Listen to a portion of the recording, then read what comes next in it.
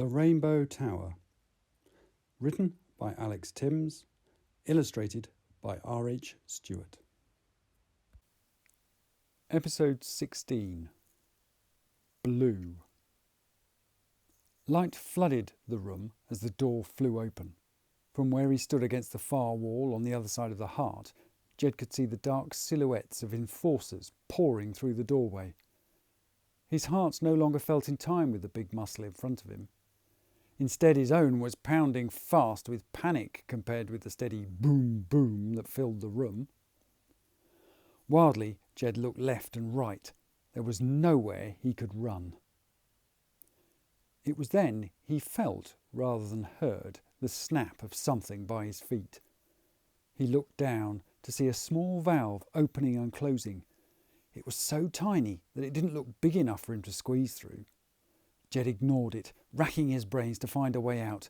However, the valve snapped open and closed so insistently, it was as if it was trying to catch his attention. Jed glanced up at the enforcers, swarming round the heart supports. He had no choice. He dived for the tiny valve, a rush of boots and swish of cloaks following him, and fought through the restricting flanges that opened only just enough. While the mucus covering the valve helped him slide through, it also meant he had trouble gripping the pipe the other side. Jed felt hands trying to grab his boots that were still sticking into the heart room. He kicked and struggled, at last managing to pull himself all the way through. No sooner had his feet cleared the valve than it snapped tight shut. Jed scrabbled away on his elbows, up the small pipe, while behind him gloved hands tried to force the valve open. However, as he moved further away, no one followed. It was clear the enforcers either couldn't or didn't want to follow. He scrabbled on, the heart sounds receding as he went, and it wasn't far before he found another valve. Jed pushed his way through, expecting more pipe, but froze halfway through when he realised he was in a cavernous space. His first thought was that the mass had beaten him to it and destroyed here, only he couldn't smell it, and the only sound was the steady drip of water. He risked using Marjorie's torch and found it flashed on pools and puddles covering a metal plate floor. Jed collapsed out the valve, and as he hit the floor he was reminded how much harder metal was than the flesh he'd been running on for so long. Shining the torch upwards, Jed could just make out a water-soaked roof and walls again of metal plates. "This must be a water tank," he muttered to himself as he walked towards the centre. "Quite correct," came a voice. Jed jumped. "Who's there?" he called out before he could stop himself. "Shh! We don't want them to find us," came the reply. This time, Jed realised the voice wasn't coming in through his ears, but was going straight into his head, just like it had done before. He shone the torch around the floor, and the beam fell on a small, wrinkled hemisphere lying in one of the puddles. Jed crossed to it. "You," he whispered. "You're the old brain who hung back in the tank. Was it you who told me to keep the axe? Well, I trust you found it useful." "Sort of," Jed replied, rubbing his ear. He felt very odd holding a conversation with a fleshy lump on the floor in front of him. Still, it was better than having it try to eat him. "I hoped I might bump into you again," the brain went on. "Nice to see you have an inquiring mind. Nothing better than a good dose of curiosity." Jed didn't know what to say. "Let me introduce myself. You'll have seen my name before on the back of that phone of yours. First on the list." Jed took out the device and turned it over. There on the back were all the names. "Michael Matthews," Jed read. Why do you have two names?" "Oh, we just did then," the brain said cheerily. "Many years ago it was my phone." Jed looked at the list. He saw Julia at the bottom. "Trevor said this was my mum's." "Well, that's right. I'm your great-grandfather. It was passed down to her when she passed it to you." Jed reeled. He'd gone from having no one to being part of this huge family in no time at all. Were you chief executive too? He asked. Michael laughed. Oh, heavens, no, no, no, no, no. I was the architect for this place. I designed the tower. Jed was horrified. His mother had been in charge when all those people were flushed away, and his great-grandfather was responsible for forcing everyone to live in colour bands. Suddenly, he didn't want to be part of a family anymore. No, no, no, no, no, Michael said hurriedly. Jed hadn't voiced these thoughts, but Michael still picked them up. Jed found that disturbing. I tried to design somewhere for people to live and work happily. My big idea was to have this place grow so that we never ran out of room for anyone. Jed suddenly experienced a rush of explanation entering his head, some of which seemed to flow right past the conscious part of his brain. That's why the columns you saw, oh my word, what a mess it has made of violet and indigo, are made from bone. Again Jed was unnerved. Michael could see his memories. Bone is the ultimate smart material, Michael enthused. And again Jed felt he was only processing a part of the information he was receiving. It automatically grows thicker and stronger where it's needed in response to the stresses it feels. It needs a nutrient supply, of course, hence the heart and... Oh my! He stopped. Jed realised he'd been thinking about the plastic pipes and where they came from. That's not good, Michael said quietly. His enthusiasm had suddenly gone. Oh, goodness knows what diseases or toxins he's introduced. Oh, dear!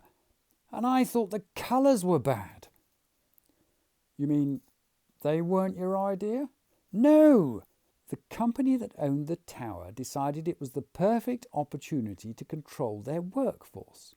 With their staff living and working in the same place, you stop leaks of company secrets, you stamp out absenteeism, people have their desks longer, that sort of thing. It was they who came up with the colours, prevented people moving and gave them an incentive to work harder all in one.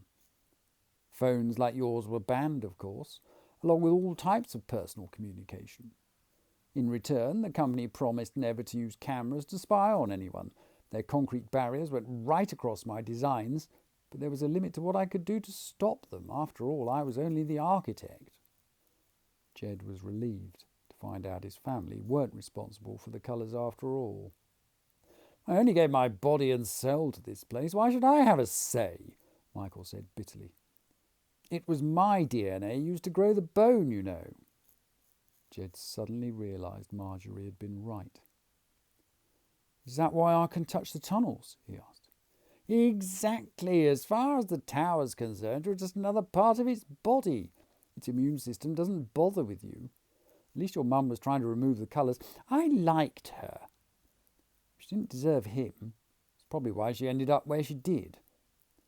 Jed had just pictured the body in the blue room. He looked down at the phone, not wanting to think about her. It was easier to picture her as completely uncaring and evil. Hearing that she may have been liked and that she was trying to do the right thing just complicated matters. He read down the list again, trying to shut off the turmoil inside. There, above his mother's name, Jed could see one that had been scratched out. Why is there a name crossed out here? He asked. Michael fell silent, and suddenly Jed could feel he'd withdrawn. Who was this? Jed asked. There was a pause. I won't talk about him. Michael was cold and distant. Then Jed realised no one ever mentioned his father. I said I won't talk about him. It was almost a shout from Michael. This made Jed all the more determined to find out. And if it was his father, then why was his name inscribed on the phone? The crash at the far side of the tank made Jed whirl round. Blue-gowned men were pouring through two hatches that had slammed open. Go! Hurry! It was Michael, back in Jed's head, a picture of steel rungs up to a pipe in the wall filling his mind. I'm not leaving you here, Jed said. and he scooped the brain out the puddle with both hands. "You don't have a choice," Michael replied. "You can't climb and hold on to me at the same time. Besides, I'm too old and too tired to go back in a jar." However, Jed could also sense that Michael didn't want to be part of the mass either. "You can join the others," Jed said. "Outside." "There isn't time," Michael said as rubber boots pounded towards them, but Jed was now running too, heading for an emergency vent in the wall, a picture of which had just appeared in his mind. "I didn't mean for you to see that," Michael said in exasperation. Jed kicked open the vent. He squinted at the bright light and breathed in the sweet air as he knelt and pushed his hands through. "You know how to use the phone properly now," Michael said as Jed let him slide off his hands. "Goodbye, Jed. Now, run!" Jed didn't need telling twice. He sprinted for the rungs, hauling himself up them as fast as he could. Below, the enforcers were following, but Jed didn't look down. He knew that once he was in the pipe, they couldn't follow. All he needed was to reach that dark, round hole high above.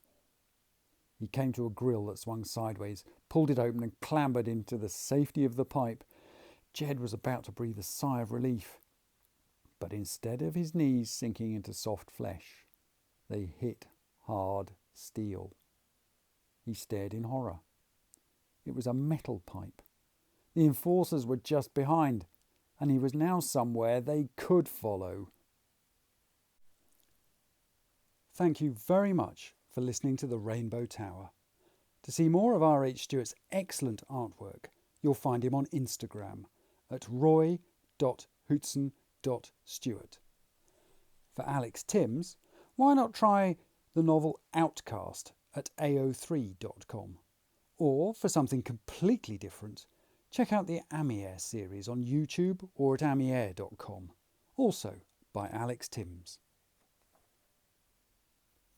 The Rainbow Tower. Text copyright Alex Tymms. Illustrations copyright R H Stewart. The right of Alex Tymms and R H Stewart to be identified as the author and illustrator of this work has been asserted in accordance with the Copyright Designs and Patents Act 1988.